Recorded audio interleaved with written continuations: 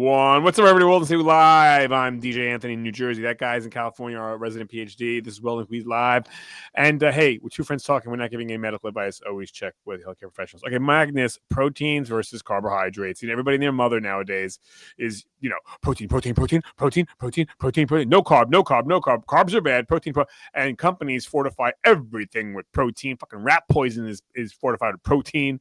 So let's just start off with this. Let's rewind a little bit. Okay, so I'm going to define what proteins and carbs are, and then you let me know if I'm right or wrong, and you can add whatever you want to it. So a protein is a bunch of molecules that's made of amino acids, and it's an essential building block for every single cell in our body. Carbohydrates are made of sugars, and of course, carbohydrates are also necessary and are a building block of our lives. And what say you, Magnus? What else would you like to add to that? Yeah, no, both are when we're looking at it, there are several small pieces that are put together, polymers, if we're talking chemistry. So amino acids put together in a longer chain becomes a protein. They fold up into a specific three-dimensional structure. And they do a lot of things in our bodies. They could be enzymes, they're building blocks, and so on.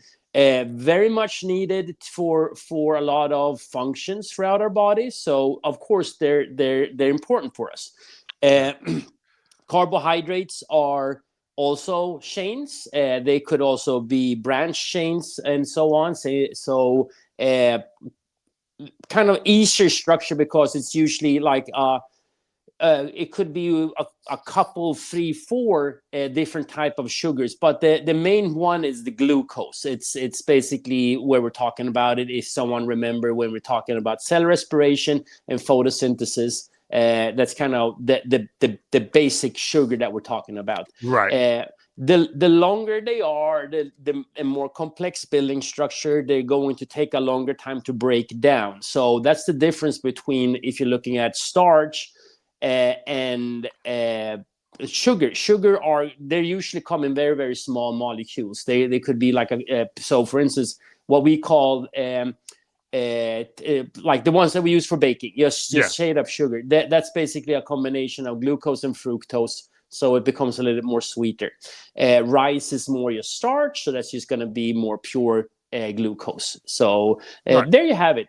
Okay. And these are the building blocks of the human body. You need proteins, you need carbs. If you don't have proteins and carbs, you do not exist as a human being.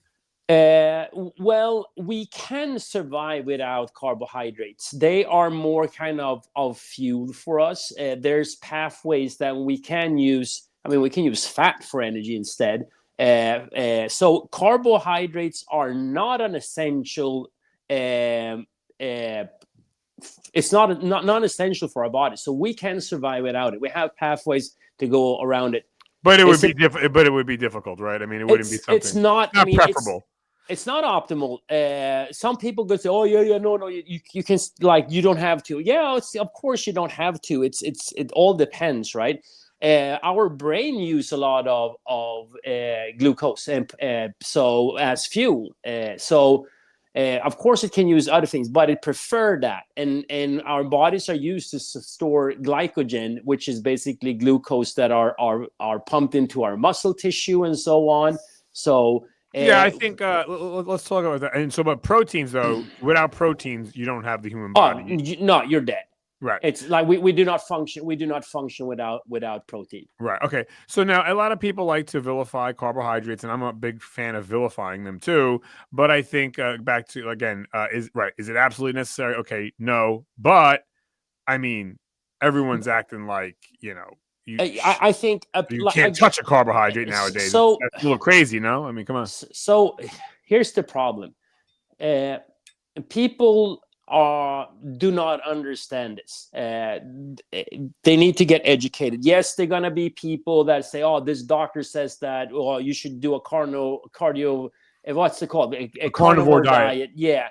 And this one said you should do a vegan diet and so on. Yeah, of course. Usually people that have a preference that they're like, oh, they're pushing something really, really hard. Maybe you should look into if they sell any type of products. Right. For instance, you remember when we had a discussion about that guy that saying that he eats intestines, right? Oh And he's like, yeah. we're not gonna mention his name, Yeah. but the guy was Everything was basically meat all the time. Yeah. yeah, and selling it that you also need to buy my supplements Of to course. become Yeah. look like me. He didn't And mention. Meanwhile, he's on steroids. But go ahead. yeah, he was basically, what was it, like $12,000 He's a a month phony. of steroids, and he Right. said that he never touched it. Okay, Ah. that's awesome, right? So be wary. I mean, I think that if someone have somewhat of a normal digestion and no sickness and things like that, you should be fine of eating all four macronutrients, which are Yeah. protein, carbohydrates, and fats. Yeah. Listen. Nothing is bad. Nothing is awesome, right? Like you just have to understand that you need to eat certain things of it, right? Not Right. too much of something, not Right. too little of them. By the way, There's the Goldilocks zone. you could get carbohydrates from broccoli and cauliflower. Yeah, Now, for sure. Fruit. I don't think anybody on earth is going to say broccoli and cauliflower are bad to eat. So I mean, they are. Of course, you have the carnivore people that says that, and I mean, I think it comes down to that they have had a pretty messed up kind of nutrition and diet that they've been eating, and that's why they're sick. So they need something to kind of, get out of their negative loop. And sometimes I'm like, I'm not trying to bash that carnivore diet. Sorry, I'm just losing that word right That's now. right. That it's good or bad. It's just a diet. It might be beneficial for people at a certain time in life. But I mean, if you look at the blue zones, right? Greece, Japan, where people live the longest, healthiest, happiest lives on earth. What do they eat? They eat vegetables. So if you copy them, that's the vegetables proof right and there. Fruits. Vegetables, they eat fruits, some fish, they and eat protein. a little bit of meat, but a lot of fruits, a lot of vegetables. Excuse me. No problem. Yeah. So I mean, like, these people can say, "Oh, carnivore diet." It's like, yeah, but blue zone. I mean, so anyways, but I think it's important that people understand that it's not protein, or it's not just carbohydrates. Like, you need to be able to mix them. And of course, people are going to have like digestive issues, so they prefer maybe fat more than carbohydrates and right, so but on. there should be a general balance. By the way, I think the problem though is in America, people hear, "Oh, I can eat carbs," and fine, I'll have cake and cookies and fried this, fried that. Those are the bad carbs. Yeah, I mean, it comes down to this again. The more processed food are, probably the less you should eat of them, right? Yeah. That is pretty much an easy concept for people to understand. But people don't want to follow that. They want to have something easy.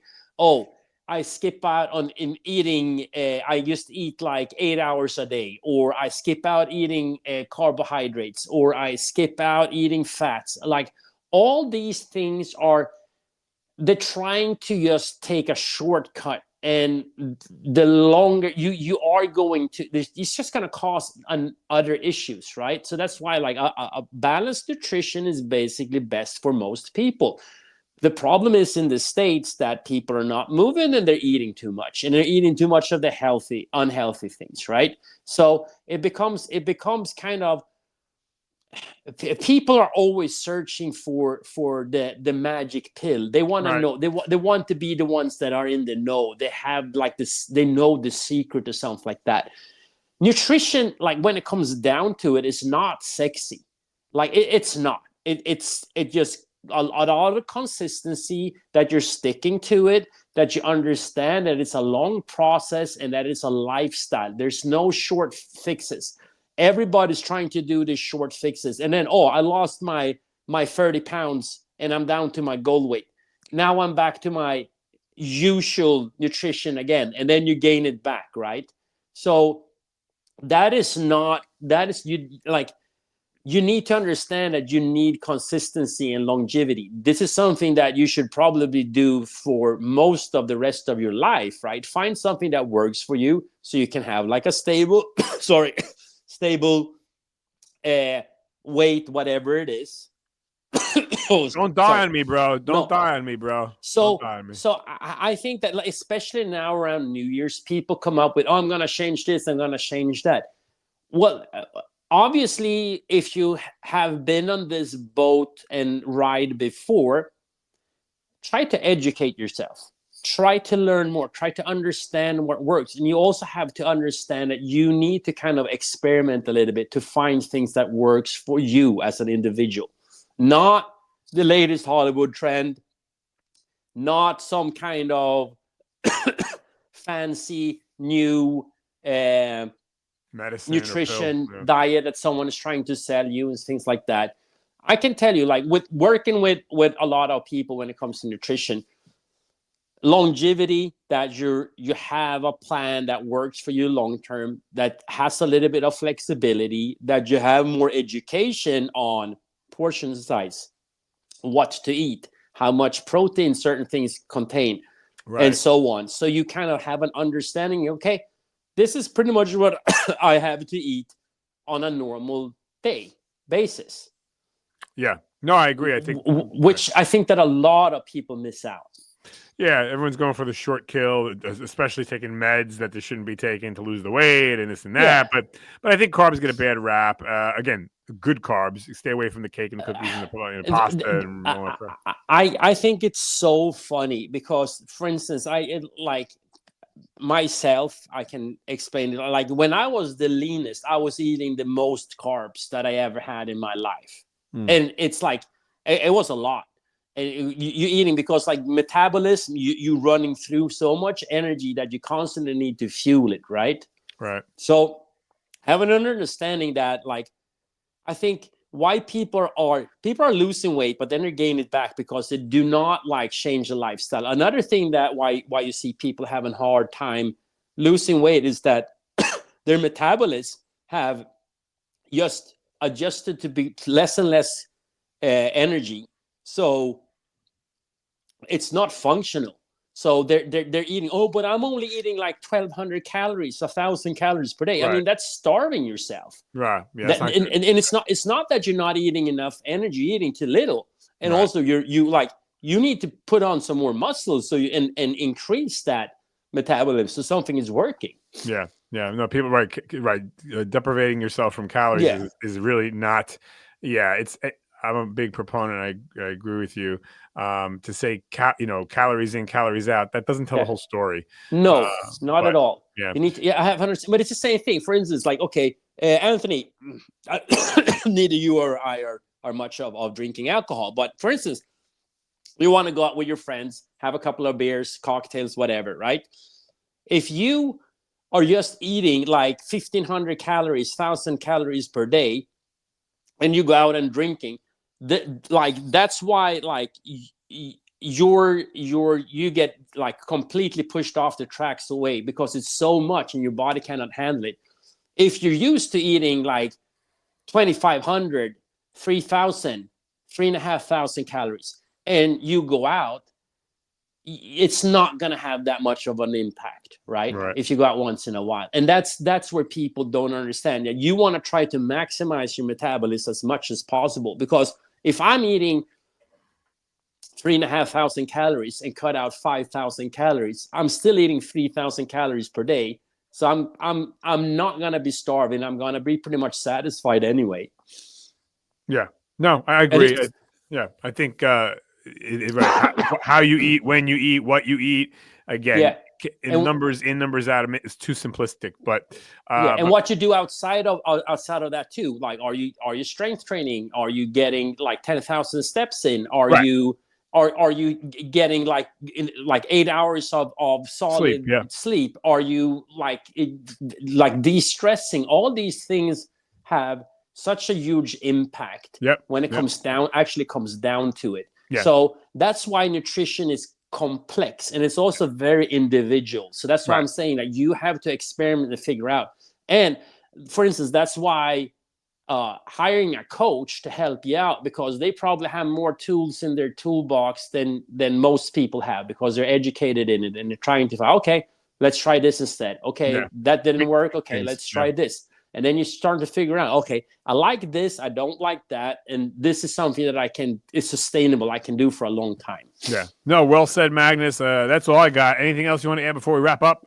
No, it's again, if you're one of the persons that are trying to change your lifestyle now after New Year's, I mean, again, stack small wins. Baby steps is what's going to win the race. Not trying to jump and do some crazy stuff as well. Yep. And if someone is interested in like to work with me, reach out, let me know, and I'm glad to help you guys out. You know where to find him. His email's right there, and you can message me on our show page. Magnus, thank you as always. Everybody, thank you. Check back in. Wellness Week Live. More content coming up. I'm signing us off. 5, 4, 3, 2, 1. Thank you. Bye.